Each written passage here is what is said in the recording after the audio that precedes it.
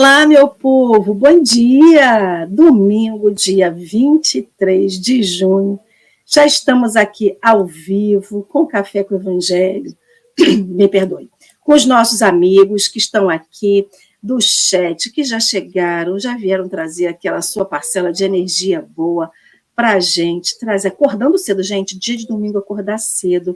A gente acorda aqui porque já está acostumado, e eu sei que vocês acordam cedo que estão acostumados, mas, gente, 4h54, a Leime acordando. Leime, minha querida, que Deus te dê bastante descanso durante o dia para você não se cansar, né? Então, dando bom dia aqui para todo mundo, recebendo esse abraço de vocês, que esse abraço de vocês chegue aí ao redor do mundo, levando essa alegria que tanto vocês emanam daqui para todos os cantinhos do nosso Brasil, quiçá do nosso planeta Terra, né? Porque para a espiritualidade não tem distância, né? Ele pega e leva realmente aonde tem que ir. Então, para o Humberto, para a Geisa, para o Rosenberg, para a Maria das Graças, Consuelo, Vera Generoso, Eva, Fabi, um grande dia para todos vocês, um grande abraço para todo esse chat querido que está ao vivo com a gente e que vai vir depois, né? Porque a gente não pode esquecer de todo mundo que vem depois aí. Então, a gente vai dar uma paradinha aqui nos comentários para fazer a nossa descrição, audiodescrição, e também abraçar e acarinhar os nossos amigos da comunidade cega e também do podcast. Então, a gente está naquela telinha do YouTube, né? Hoje estamos só 2 retângulos nessa tela maior, então a gente consegue ver o layout melhor, né? Então, esse layout é dividido, o fundo dele são paredes de tijolinhos daquele de concreto deitado. Do lado esquerdo temos tijolinhos rosas, e do lado direito, tijolinhos brancos. A gente vê grãos de café no canto, espalhados, soltos, no canto superior à direita e no canto inferior à esquerda. No canto inferior à direita, nós temos nosso bonequinho simbolizando Jesus para nós. Ele é um homem de pele morena, tem cabelo na altura cabelos escuros, ondulados, na altura do queixo. Ele tem barba e bigode bem espesso também, preto escuro. A mãozinha dele está apontada para a tela, aparece ali a pontinha da sua camisa que é branca, porque ele aparece do pescoço para cima, e à frente dele aparece a xícara de café branca com a espuma do café em marrom no formato de coração. No canto superior à esquerda, nós temos a nossa tarja rosa com um escrito em letras escuras, Café com o Evangelho. Então, eu, Alessandra, eu estou abaixo dessa tela, dessa tarja, mais, né, centralizado na largura da tela. Então, eu sou uma mulher branca, de cabelos grisalhos, meu cabelo está aí um pouquinho abaixo do ombro, eles estão soltos. Eu uso um óculos de grau de aro redondo, ele é grande, ele tem a conchinha puxada no estilo gatinho, ele é na cor verde. Eu uso um brinco de bolinha nas orelhas, um fone de ouvido preto, e aparece a ponta aí da minha camiseta, que é um fundo azul muito clarinho, com detalhes coloridos em branco, lilás, roxinho. O meu fundo de tela lá no fundo é uma parede clara, com a pintura de um semicírculo simulando o sol.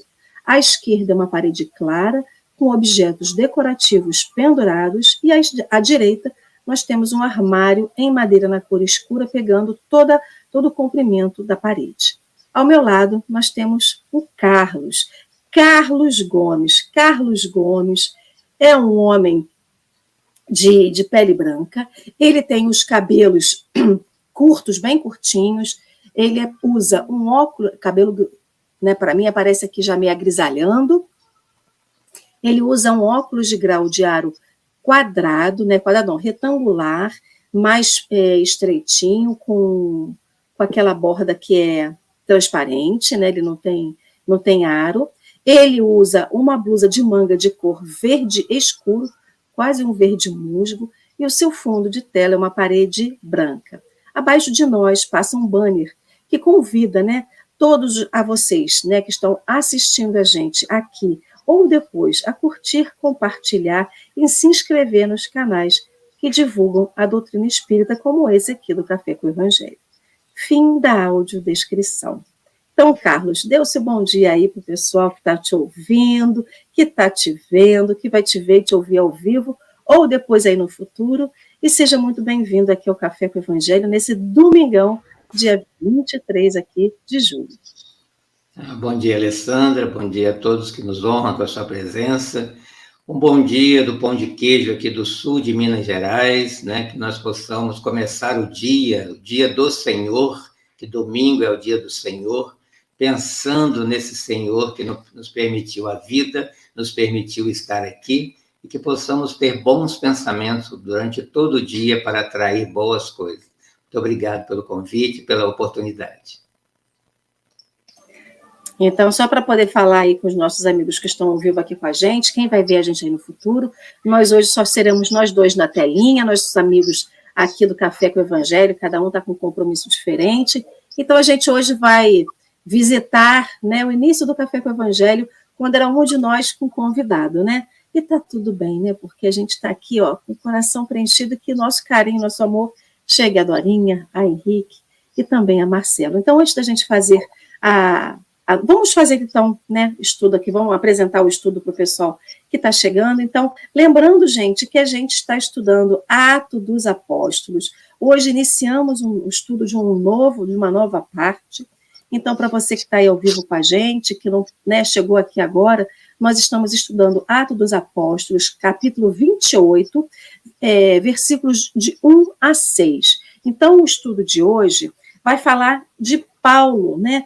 A gente pega estudo de Paulo Estevão, lembrando que a gente está estudando esse livro aqui de Atos dos Apóstolos, né? Comentários por Emmanuel.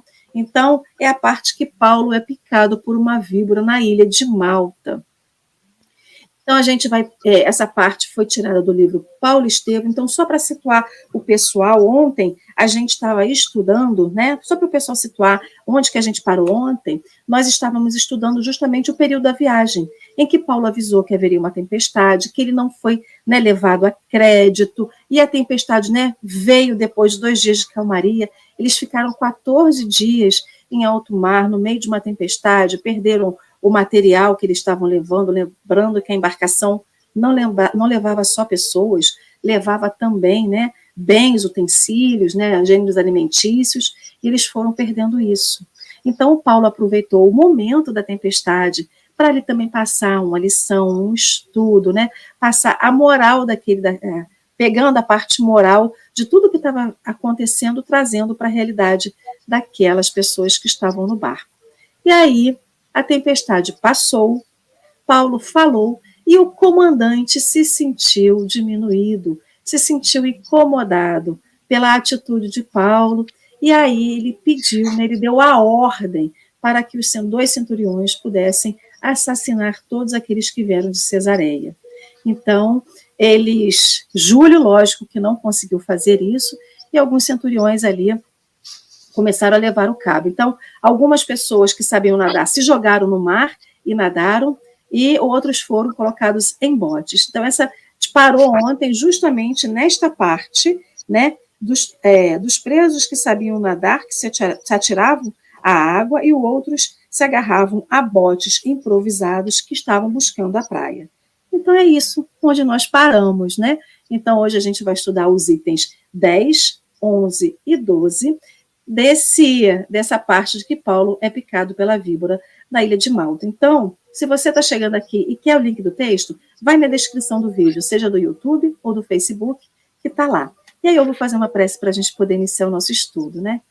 Agradecendo a Deus a essa oportunidade desse domingo, estarmos aqui, nessa alegria, Senhor Jesus, alegria pelo seu domingo santo, em que a gente se recolhe, a gente está em família, a gente está entre amigos, né, no nosso lar, na nossa casa espírita, na nossa religião, no nosso templo religioso, mas também que Jesus, que Deus, que esse domingo santo esteja dentro de nós e que possamos buscar a Cristo todos os dias, como buscamos também no domingo, né?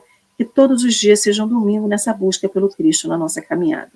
E assim, Senhor, te pedimos a sua permissão e a sua intuição aqui no domingo, nesse domingo no Café com o Evangelho, principalmente para o nosso convidado Carlos, né? Que o Senhor nos envolva no seu abraço carinhoso e caridoso, hoje e sempre.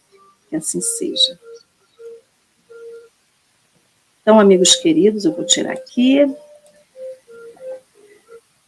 A gente vai colocar agora na telinha o nosso texto.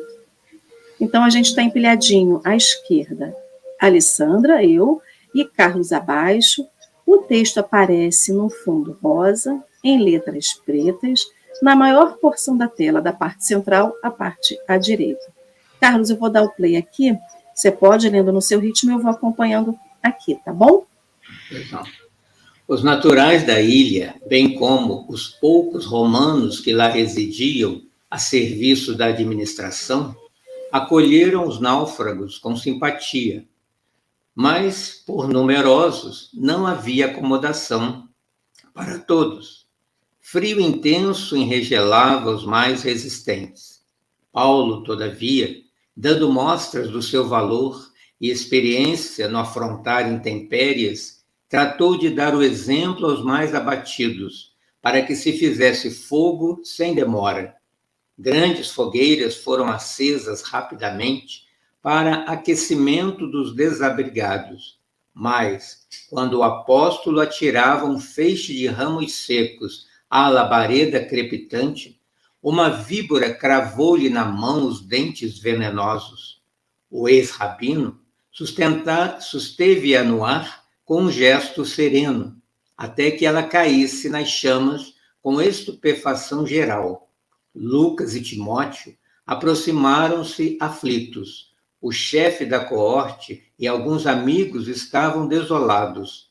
É que os naturais da ilha, observando o fato, davam alarme, asseverando que o réptil era dos mais venenosos da região e que as vítimas não sobreviviam mais que horas. Os indígenas, impressionados, afastavam-se discretamente. Outros assustadiços afirmavam: este homem deve ser um grande criminoso, pois, salvando-se das ondas bravias, veio encontrar aqui o castigo dos deuses. Não eram poucos os que aguardavam a morte do apóstolo, contando os minutos. Paulo, no entanto, aquecendo-se como lhe era possível, observava a expressão fisionômica de cada um e orava com fervor. Diante do prognóstico dos nativos da ilha, Timóteo aproximou-se mais intimamente e buscou cientificá-lo do que diziam a seu respeito. O ex-rabino sorriu e murmurou: não te impressiones, as opiniões do vulgo são muito inconstantes. Tenho disso experiência própria. Estejamos atentos aos nossos deveres, porque a ignorância sempre está pronta a transitar da maldição ao elogio e vice-versa. É bem possível que daqui a algumas horas me considerem um Deus. Com efeito, quando viram que ele não acusara nem mesmo a mais leve impressão de dor, os indígenas passaram a observá-lo como entidade sobrenatural, já que se mantivera indene ao veneno da víbora. Não poderia ser um homem comum, antes algum enviado do Olimpo, a que todos deveriam obedecer.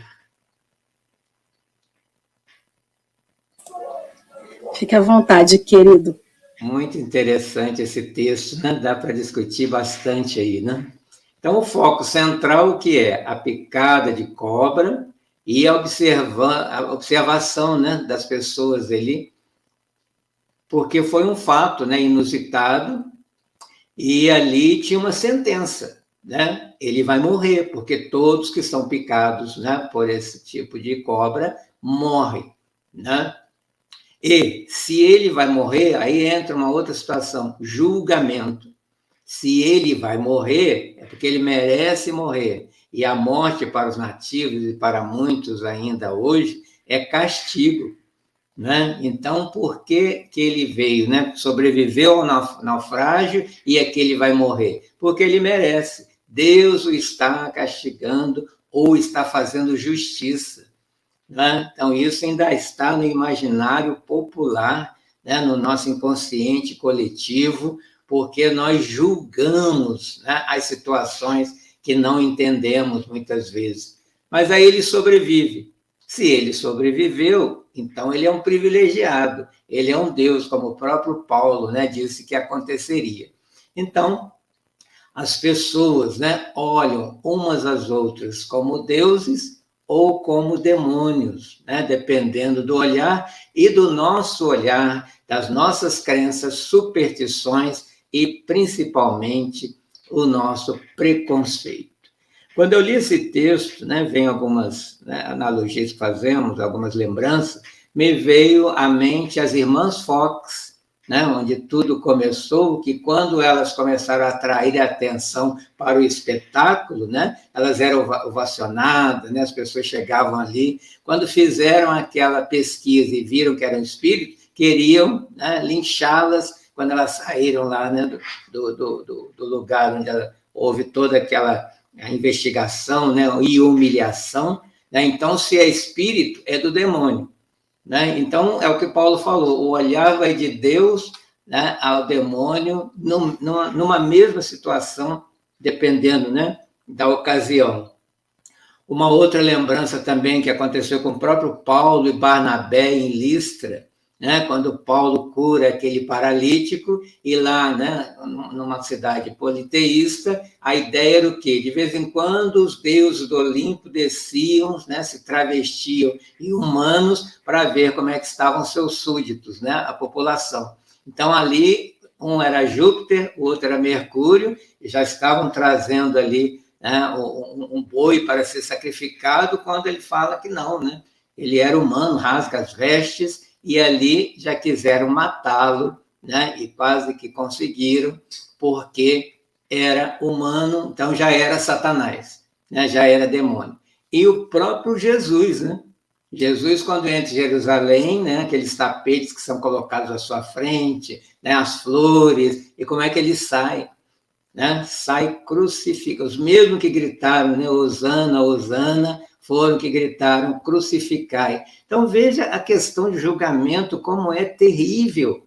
Né? Então, penso que esse seja o nosso aprendizado nesse texto, né, embora curto, mas bastante rico, como todo o texto de Emmanuel, né, para que a gente possa pensar. O próprio Jesus foi chamado de Satanás. Né? Então, quando as pessoas falam que o espírito, né, trabalha com demônio, com Satanás, vamos lembrar isso. Jesus também, quando curava, falava, né? Ele cura por Beelzebul, né? Então, tem isso no Evangelho também. Então, eu penso que hoje a palavra para nós discutirmos é julgamento. Né? Com o nosso olhar, nós olhamos e já julgamos, muitas vezes sentenciamos, como falaram aí, né? Ele vai morrer porque ele merece, é um assassino terrível. Julgamos e, se tiver oportunidade, executamos, não é? Então, a gente tem que tomar cuidado com o nosso olhar, como que a gente... Porque não tem como não fazer, a gente olha e já classifica. Eu gosto, eu não gosto, né? É alto, é baixo, é gordo, é magro. E aí, só que quando nós julgamos, quem é o parâmetro? Eu e o meu orgulho. Então, eu sempre julgo o outro em relação a mim. Né? Então, dos meus gostos, o outro tem um outro comportamento, então o outro está errado. Sempre aquele que é diferente de mim é que está errado. Ele tem que ser como eu. Né? E isso, né, aqui a gente vê que de vez em quando tem, né, os tradutores em Libras, a gente fala, né, o surdo é diferente de mim, então ele tem que aprender a ser como eu e me ouvir, mas pode ser o contrário, eu sou diferente dele, por isso eu tenho que aprender a língua dele. Né? Então é sempre a questão, quem é o parâmetro? E quem que tem que ir até o outro?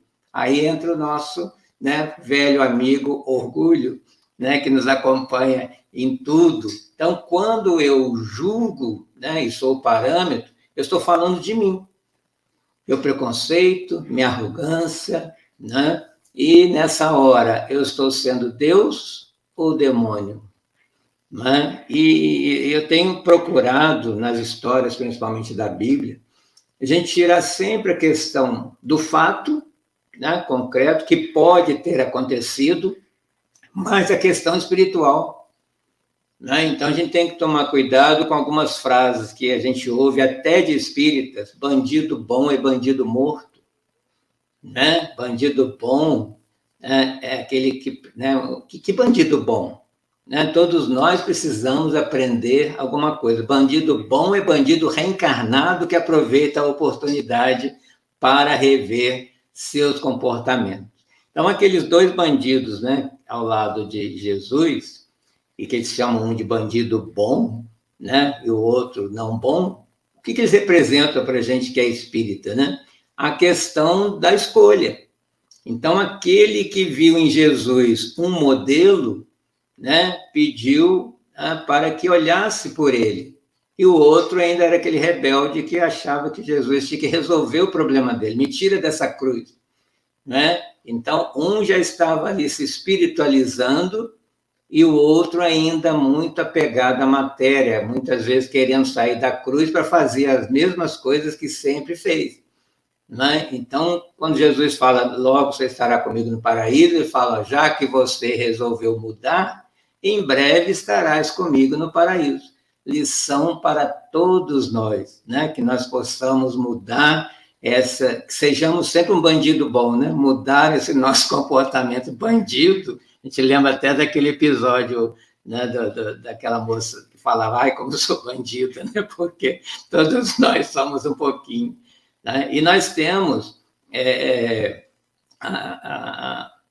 tem que tomar cuidado nesse julgamento do espírita, quando vê uma situação, né? Vê uma criança Down, foi um suicida na outra encarnação. Como é que você sabe? E como é que você fala isso para uma mãe? Então, às vezes a gente dá essa sentença sem saber de nada. Né? Ele está vivendo isso por causa daquilo, e não é. A gente está usando a lei de Talião no espiritismo. Né? Então, não é uma causa e uma consequência, são várias causas para uma consequência ou uma consequência para várias causas. Pode falar. Desculpa te interromper, é só porque você falou o negócio do bandido bom, bandido morto, e aí eu estou vendo os comentários aqui. Vamos pegar uma linha de raciocínio. A gente diz que a lei de Deus está escrita na consciência de cada um de nós. Então, a lei de Deus, que é a lei suprema que nós temos, que está acima da lei dos homens, está escrito na consciência de todo ser humano vivo e de todo ser humano desencarnado, independente de religião. Quando a gente faz alguma coisa contra a lei de Deus, a gente está errando. E se a gente está errando, a gente pode dizer que a gente é bandido. Porque bandido é aquele que erra pela interpretação da lei humana. Então, ele vai cometer um crime de acordo com o que a lei humana estabelece. Só que se a gente tem a lei de Deus, que é suprema e que é superior a essa lei humana, e a gente erra, espírita, não espírita, outros religiosos ou não religiosos, todos somos bandidos. E a gente pode dizer que todos nós somos bandidos bons. Então, bandido bom não é só aquele que erra e que comete crimes na lei do homem, né? É todo aquele que principalmente comete erros de acordo com a lei de Deus. Porque se a gente infringe a lei de homem, naturalmente, diretamente, a gente está infringindo a lei de Deus. Desculpa. Você me fez lembrar aqui de uma época que o cinema passava muito filme chamado Faroeste. E sempre quando chegava esse tal de bandido, falava, ele é um fora da lei. Né? Então, é justamente isso que você está dizendo. Nós temos comportamentos fora da lei divina. Né? Por isso que estamos presos aqui no planeta, para a nossa ressocialização. Ele não se prende um bandido por isso, por uma ressocialização, nós também estamos aqui para a nossa ressocialização. E o que é socialização? Presos no erro, né? Oi? Estamos presos no erro, né? na prova e expiação. Não estou nem falando do planeta, estou falando que a gente parece que está preso nesse loop na prova e expiação e não consegue avançar, né? É um dos conceitos que está no Evangelho segundo o Espiritismo. A Terra também pode ser uma prisão. Né? Então, estamos presos. E qual é a nossa cela? O nosso comportamento. Estamos ainda, né, acrisolados, agrilhoados a comportamentos que não conseguimos nos libertar, porque a resposta é gostamos. Né? Nós só não mudamos porque ainda estamos gostando do que fazemos. Né? Olha lá, é o que o Emmanuel fala, né? Nossa mente é o espelho, né? Em toda parte, né? Reflete o que somos. Né? Já fomos bandidos um dia? Fomos ou ainda somos? Né? Porque, como a gente aprende no Espiritismo, tudo é pensamento. E Jesus dizia que a gente começa a pecar no pensamento. Né? Olhou uma mulher, né, com desejo, já adulterou com ela. Por quê? Começa no pensamento, nós vamos alimentando o pensamento, numa oportunidade acontece.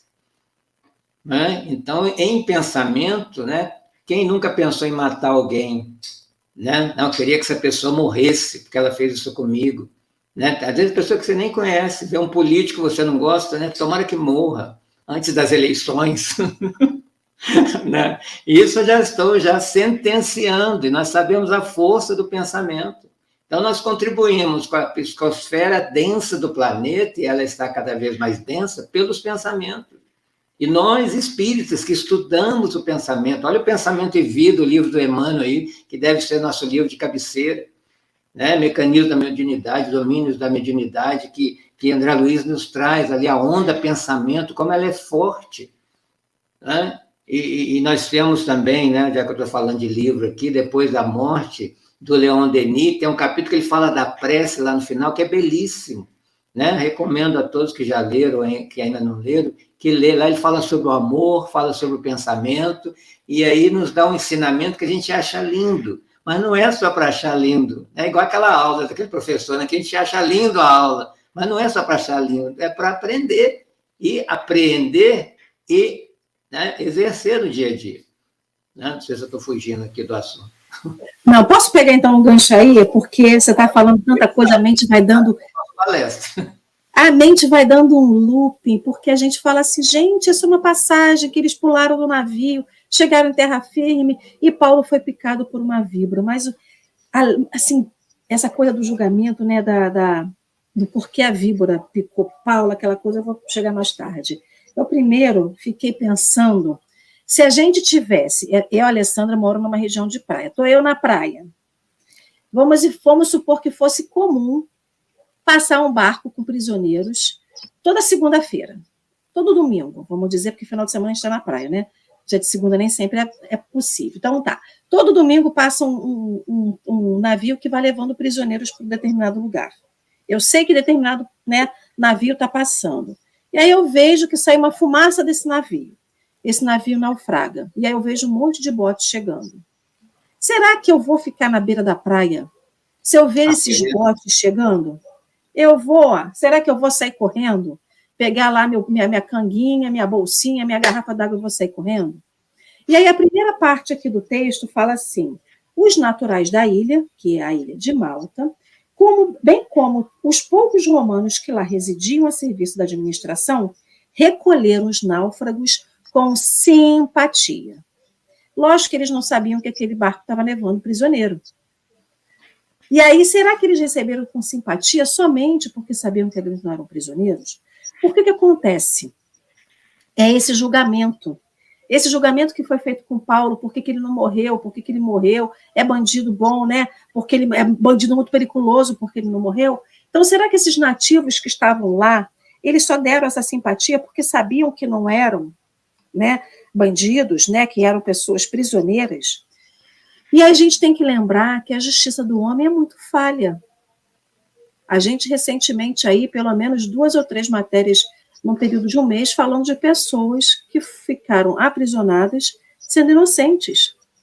Porque a gente ainda não consegue, lógico que tem muitos que estão ali que cometeram seus crimes, que vão, né, ter que cumprir a pena estabelecida pela lei humana, mas é aquelas pessoas que não tiveram culpa e ficaram aprisionadas durante muito tempo. Então, a gente tem muito fácil os dedos para apontar e dizer assim, você errou, você tem que ser preso. Você errou, você cometeu um crime, e você vai ser imputado à lei dos homens e à lei de Deus, porque a gente ainda pega a lei de Deus para dizer que ele vai ser culpado, que ele é culpado e que Deus vai castigar ele. Então, é esse acolhimento que todos nós precisamos diante dos nossos crimes. Porque a gente falou lá na frente, né, a gente já foi muito criminoso. A gente incide no erro todo dia. Se a gente for pensar na lei dos homens, na lei de Deus. Na lei dos homens, a gente pode não roubar. Mas você fura a fila? Você tem o hábito de chegar e falar assim, olha, eu vou ali, já volto, e não volta, e depois você volta. Enfim, a gente comete vários crimes de pequenas corrupções. A gente comete vários atos de pequenas corrupções. A gente gosta de dar a declaração de que mora no endereço e não mora, para poder aumentar o nosso vale-transporte. A gente gosta de dizer que mora no município e não mora, para poder aproveitar a cidade que tem mais recursos. Tirar vantagem. Tirar vantagem. Isso é o quê? Pequenas corrupções. Então, a gente diz que a gente tem uma conduta ilibada, mas se a gente for passar um pente fino, se a gente fosse passar naquelas 3 peneiras, né, de Sócrates, a gente ia cair em alguma daquelas peneiras, de acordo com a nossa moral. Então, e aí eu estou falando da lei do homem, dessa coisa básica que a gente tem de convivência. Mas se a gente fosse pegar a lei de Deus, a gente comete muitos outros crimes. A gente maldiz Deus quando a gente passa por uma situação muito ruim, num ato de desespero, para Senhor, não sei por que você faz isso comigo. Tem gente que fala assim, eu nem acredito mais em Deus, porque ele não me livrou disso. Então, é sobre essa interpretação que a gente, não é para a gente se punir porque a gente é criminoso, mas assim, tá, eu sou um criminoso, o que eu faço com o outro que eu encontro pelo caminho? A gente acolhe ou a gente só culpa? E aí a gente tem aqueles criminosos da lei humana que estão aprisionados, que estão cumprindo as suas penas, né? A gente fala assim, não vamos desenvolver um programa espírita, né, na nossa casa espírita ou na nossa região espírita, de levar acolhimento para eles, porque eles estão lá porque procuraram aquilo. Muitas vezes fomos nós que estivemos lá um dia. Muitos de nós, infelizmente, vão vivenciar isso com seus amores, com seus parentes. Então, a gente tem muita coisa de culpar o outro, né, de não dar esse acolhimento. E aí, para o outro lado, a gente tem Paulo, dizendo assim, vem aqui todo mundo, que a gente vai fazer uma fogueirinha para a gente se esquentar, porque está muito frio. Paulo podia ter caminhado lá para o final da praia e feito a figurinha só para ele, mas não. E aí a gente vê que a lei de Deus... Oi? Pensar no coletivo. E a lei de Deus foi feita para o coletivo, ele não foi feito para a individualidade. A consciência individual, a responsabilidade individual, a consequência coletiva.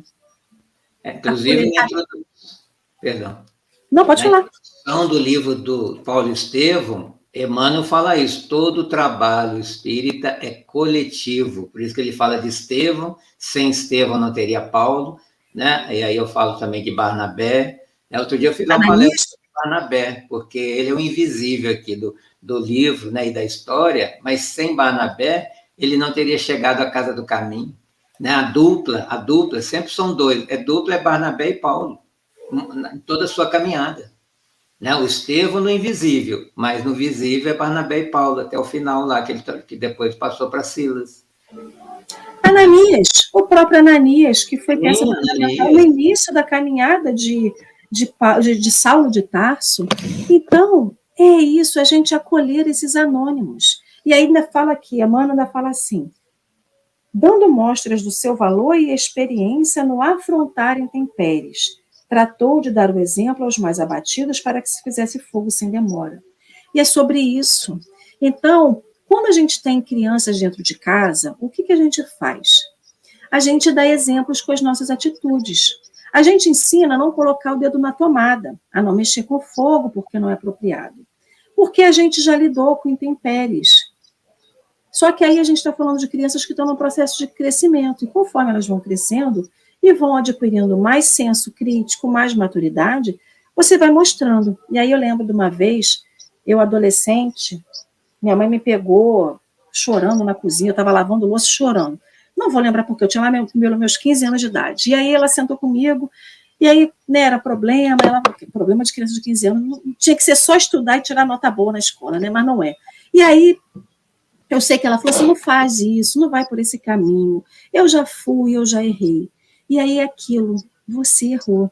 Mas se eu nunca experimentar o caminho, eu nunca vou saber como reagir diante disso. Então, o que Paulo está dizendo é o seguinte, não é que você não vai seguir esse caminho, mas vem cá que eu vou te dizer, porque eu já vivi isso. Eu vou te esquentar o seu corpo físico para que o porvir a gente possa viver isso da melhor forma, porque eu já estive nessa situação de vocês. é dar o acolhimento, é aquecer o espírito e aquecer o corpo físico para que o problema a gente vai viver como o veneno. Muitas pessoas podiam dizer assim, poxa, com tanta gente que realmente cometeu crime, por que a cobra foi picar logo Paulo? Então, assim, Deus não livra a gente da picada de ninguém. Deus não nos livra das picadas. Veneno de ninguém, né? Não, a picada, ele seja a picada da cobra literal, né, aquela que rasteja, da cobra humana, ou das pessoas que nos perseguem, ou até dos nossos obsessores, que na verdade a gente chama de obsessor, mas são irmãos que a gente levou à queda um dia. Deus não nos livra da picada porque é preciso ser picado, mas ele nos livra do veneno. O veneno a gente tem como combater, que é o que aconteceu com Paulo. Então, assim, todos nós seremos picados, já fomos picados e seremos picados um dia. Dia a dia. Por essas cobras, como que se fala?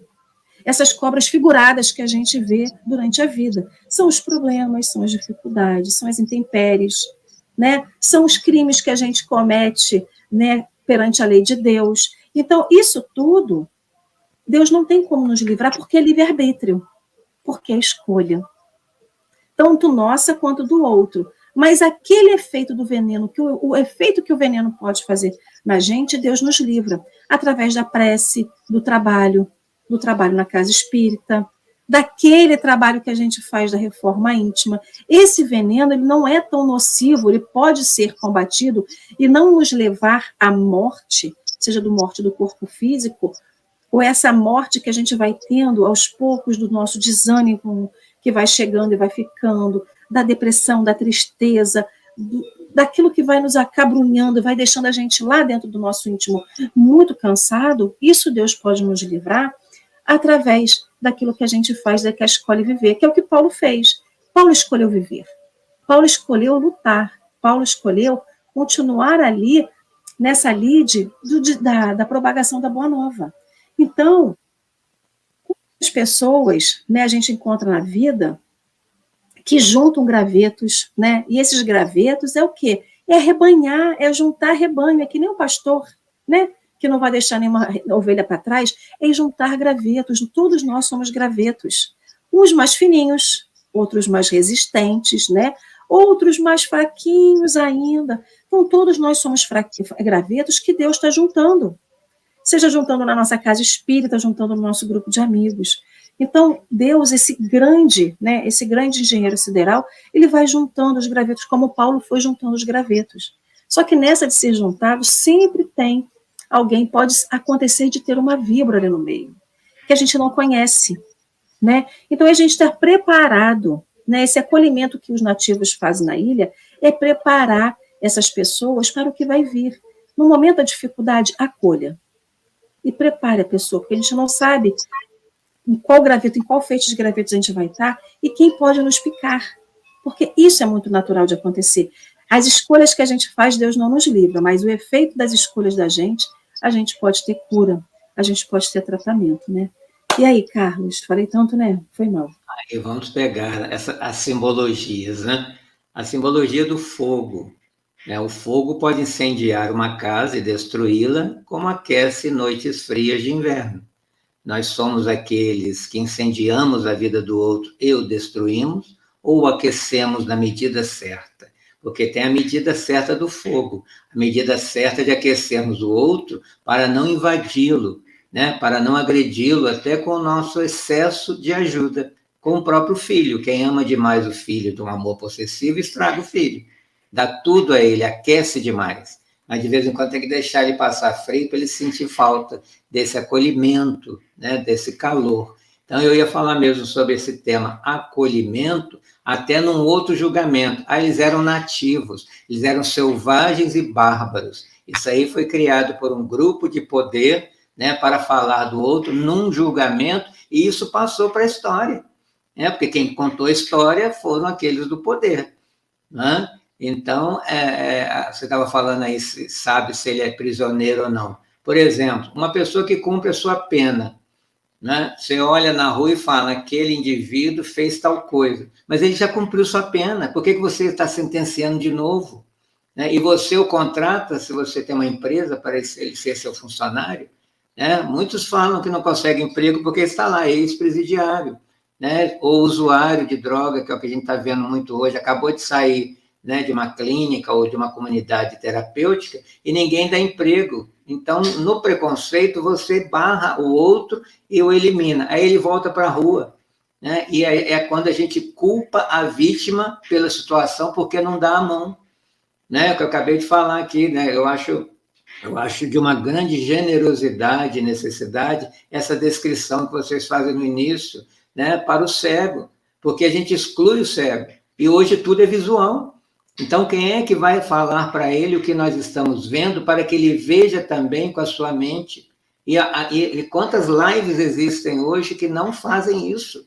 Né? Porque ela não pensa que um cego está querendo assistir a live, assistir com o ouvido, assistir com a mente. Então, é não se colocar no lugar do outro. Então, o julgamento é isso, é quando eu penso em mim em primeiro lugar e nessa hora o egoísmo ganhou força. Porque sempre a gente fala, né? Nós somos egoístas, vaidosos e orgulhosos, mas fica só uma retórica. Mas são nas nossas ações.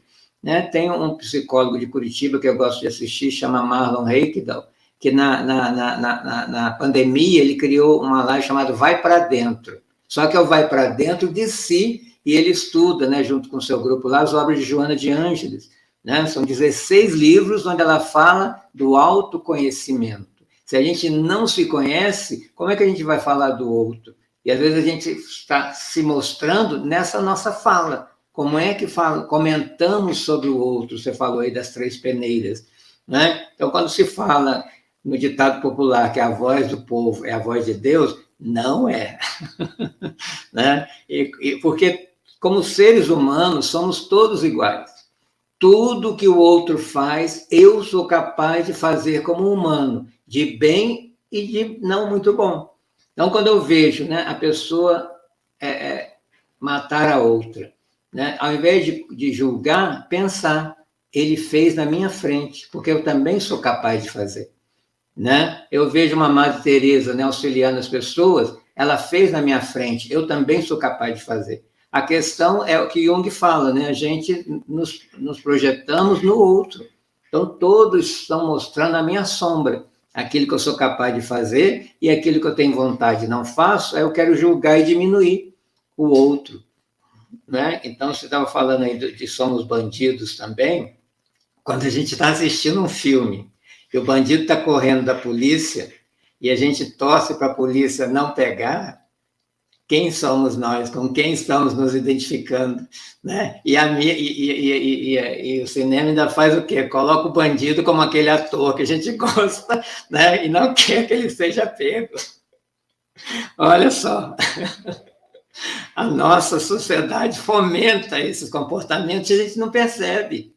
A gente não percebe onde estamos mergulhados, né? Um outro livro, eu gosto muito de livro, então eu gosto que as pessoas leiam também. Tem um livro do Pierre Weiss chamado Normose, né? Onde ele fala que estamos mergulhados nessa normose como patologia da normalidade, é o nome do livro. Eu tenho discutido aqui em alguns grupos, porque a gente está mergulhado numa normose e não se dá conta que não é para ser assim como todo mundo. Jesus não foi como todo mundo. Estava no mundo, né? Como João fala, né? Estar no mundo sem ser do mundo. Não é? Então, nesse texto que nós lemos, quanta coisa podemos, né, discutir a respeito. O Paulo sempre ali solícito. Né? Você estava falando aí que ele começou a pensar no coletivo, eu pensei quando, né, no caso mais jovem, a gente vai acampar. Um fica olhando para o outro, quem vai armar a barraca, quem vai fazer... Né? Tem gente que cruza o braço e fica esperando. Né? Quem vai começar ali, e o dia já, né, vai escurecer. Então, a gente fica sempre esperando que o outro faça. Né? Então, a gente tem que se colocar sujeito da ação, do bem. Né? Aquela coisa, caiu um papel ali, eu tenho um papel no chão. Quem jogou esse papel no chão? Não, vai lá e joga no lixo, resolveu a situação.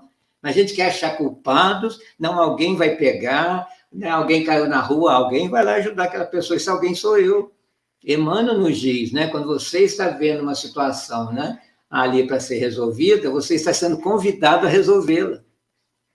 Por isso que a gente coloca a cabeça dentro do buraco como avestruz para não ver a situação. Porque viu, você já não pode falar que não está envolvido, porque viu.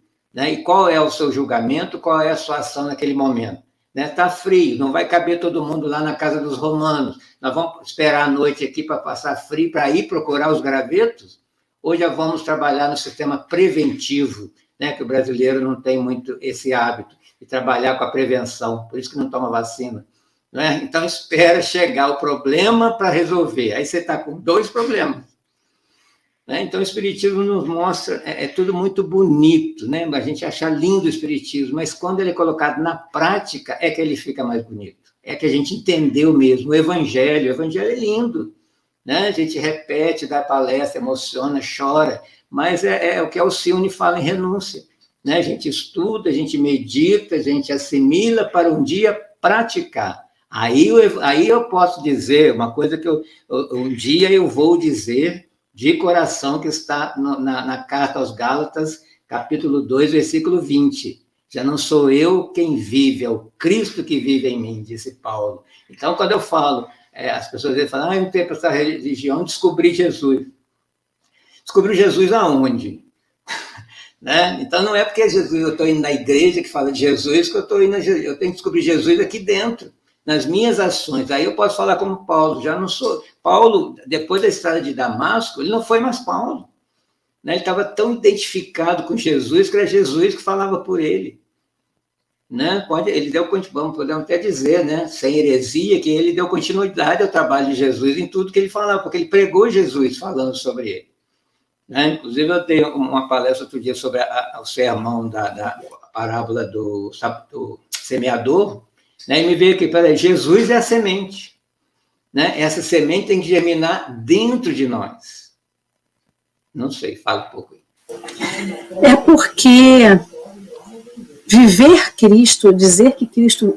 Quando a gente chega nessa situação de o Cristo que vive em mim, porque não adianta a gente dizer que o Cristo vive na gente, porque a gente vai todo dia. A gente pode até todo dia na casa espírita, ficar 12 horas na casa espírita. Não é isso que vai fazer com que o Cristo vive em mim. Né? Paulo disse isso porque as atitudes de Paulo transmitiam isso. Não era a palavra somente de Paulo. Né?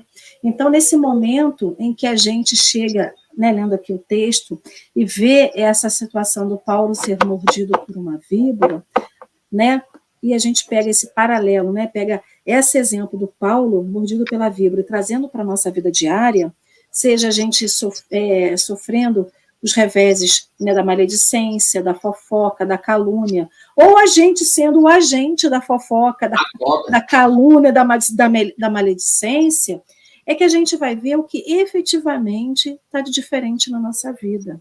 Será que a gente interrompe a fofoca ou a gente fomenta a fofoca?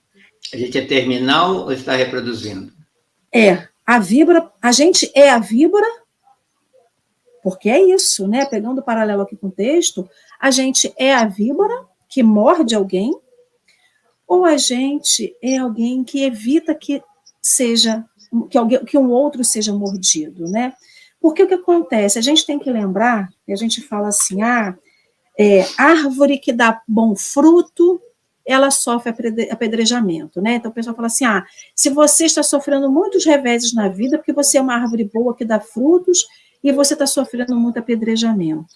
Então a gente pode dizer assim, então todo mundo, né, que tenta espalhar a luz, ele sofre reveses. E aí a gente fala o seguinte, né, Paulo era quem era a luz. Paulo levava a luz, mas ele era também a luz. Ele não era só a candeia, né? Ele não era só o objeto candeia.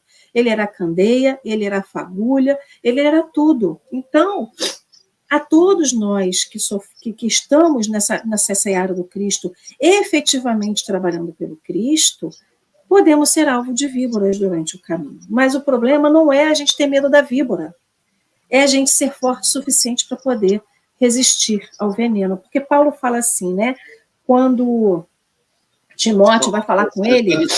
A gente tem medo da víbora porque está se identificando com ela? Justamente. Reconhecendo as amigas, né, eu até brinco, a gente reconhece as amigas pelo percurso do caminho, as amigas entre aspas, aí para quem não está vendo, fazendo as apas, né? A gente julga por nós mesmos, né? Se eu sou capaz, eu acho que o outro também é capaz. Então... E aí, o que acontece? Quando o pessoal começa a falar de que ele ia morrer, aquela coisa toda, Timóteo foi falar com ele, ele responde, não te impressiones, as opiniões do vulgo são muito inconstantes, tenho disso experiência própria. Estejamos atentos aos nossos deveres, porque a ignorância sempre está pronta a transitar da maldição ao elogio e vice-versa. E esse veneno, a gente acha que é o veneno só que leva à morte, que mata, mas ele pode ser o veneno que infla o nosso ego. Ele pode ser o veneno que diz que a gente é o suprassumo da inteligência, que a gente sempre é o melhor. E a gente tem aí o veneno do egoísmo, do ego, da vaidade. Então, a gente tem que ter muito cuidado com esse veneno, dessas víboras que estão ao nosso redor, porque a gente tem que saber escolher como que a gente vai reconhecer esse veneno e como que a gente vai repelir ele. Então, se todos nós estamos no caminho com Cristo, que efetivamente a gente deixe o Cristo viver dentro de nós. E o Cristo viver dentro de nós é a gente ser terminal, como você falou. E terminando a maledicência. Chegou a maledicência fofoca? Termine você, não passe adiante. Ah, fulano fez e aconteceu o julgamento. Pare. A gente precisa do julgamento até para a gente saber para onde que a gente vai. Mas o julgamento... A pessoa vem contar uma piada que está diminuindo a característica do outro. Se a gente ri, é conivente. Então, você entrou naquele padrão. Quando você corta, fala, não gosto de piada que fale do negro, do homossexual, do português, porque a gente né, não tem nada de mal, é só uma piada, não é só uma piada. Né? Vai contar uma piada de negro para um negro de 2 metros de altura para ver se ele vai gostar. E às vezes a gente se vê, né? Pô, como ele é diferente, eu posso diminuir, né? Ele numa piada, né? A gente via isso no programa de televisão. Então, quando fala assim, hoje é mimimi, que as pessoas não estão querendo que fale tais coisas, mas você não está na posição daquela pessoa, isso é ofensivo. Já sentiu dor? Você já sentiu dor pelo descaso alheio? Pela chacota alheia? Se você nunca sentiu essa dor, não minimize a dor do outro, né? Então, o que Paulo está dizendo aqui é, eu não vou, né? Tanto que ele termina aqui, né? Daqui a pouquinho eu não vou morrer, ainda vão dizer que eu sou um Deus. É a gente não se exaltar com elogio alheio. Mas sempre que a gente tiver a oportunidade, elogiar o outro com carinho, com amorosidade. Não para levar o ego do outro, mas para acolher o outro. Mas para acolher o outro. Né? Que a gente não aceita o elogio do outro como um fogo que aumenta o nosso ego, nossa vaidade, mas sim como um fogo que alimenta o propósito de seguir estudando, de seguir aprendendo e, principalmente, de seguir agindo como Cristo nos disse, né? E de agindo de acordo com o que a gente aprende nos livros das obras básicas, na doutrina espírita, com os exemplos que a gente tem dos outros, né? Gente, o café hoje podia ir até meio-dia, que a gente ia dar até papo para falar. Você me fez lembrar do Raul Teixeira agora, depois de uma palestra, alguém veio elogiá-lo, aí ele falou assim, olha, eu vou orar por nós dois, por você deixar de ser mentiroso, por eu deixar de estar gostando desse elogio. Querido, né? Então, Carlos, eu te agradeço imensamente por ter estado aqui nesse domingo, pelo esse papo leve, gostoso, com muita reflexão. Não tem fim. Menino, não é? Esse pão de queijo, então, se tivesse um pão de queijo, um golinho de café, meu filho, a gente ia até à noite. Agradecer esse chat querido e amado pela essa participação. Hoje a gente está com ao vivo agora 65 pessoas, né? Que o Cristo possa realmente estar na vida de vocês, ajudando, contribuindo e fazendo com que cada um de vocês esteja alimentado ali, não só a barriga física, mas esse espírito nosso que sempre deseja por mais, né? Então, Carlos, eu vou deixar você com as suas reflexões finais para nós e a sua prece, querido. E volte mais rápido, hein? Eu só tenho que agradecer, porque a gente que vem ganha muito café, né? Café fraterno, a amizade, né? A maior prova de amor que nós temos, e mesmo que virtual, vamos fazendo amigos, né? Fiz muitos amigos aí na pandemia, isso é muito bom, e isso que vale a vida. Né? A gente não precisa ter dinheiro, posses, precisa ter amigos e sentir esse calor, mesmo que virtualmente, e uma vez ligados para todos sempre. Então, vamos pensar nesse nosso amigo que está sempre conosco, mesmo que não esteja sendo chamado, o Cristo de Deus, que nos olha o tempo todo, que tem a esperança e a certeza que estamos nos tornando pessoas melhores a cada instante, a cada situação que enfrentamos, superamos e removemos com a fé e com a certeza de que não estamos sozinhos a montanha que muitas vezes nós colocamos em nossa vida. Que possamos reforçar a nossa fé e saber que sempre há a ajuda necessária, o acolhimento necessário, o fogo que nos aquece e que nos permite cozinhar o nosso alimento. E esse fogo que cozinha o alimento espiritual é o Evangelho. Obrigado, Senhor. Obrigado, Paulo e toda a sua equipe, por esse rastro de luz que só devemos seguir. Que assim seja, graças, Senhor. Assim seja e assim será. Então, amigos queridos, muito obrigado por esse domingo. Enquanto eu estou aqui no café, minha mãe está lá com a Alexa dela, está escutando agora a oração de São Francisco. Então, a minha prece ainda foi embalada pela oração de São Francisco, dá um quentinho no coração, né? Então, amigos queridos, um ótimo domingo para vocês. Carlos, gratidão imensa a todos vocês do chat e que virão depois, um carinho enorme. E, amanhã, segunda-feira, começando a semana, mas aqui, Café com o Evangelho, com a graça de Deus e com a permissão dele, estaremos aqui. Um beijo grande a todos vocês e até amanhã. Deixa eu ver aqui, eu sempre me enrolo aqui no fechamento.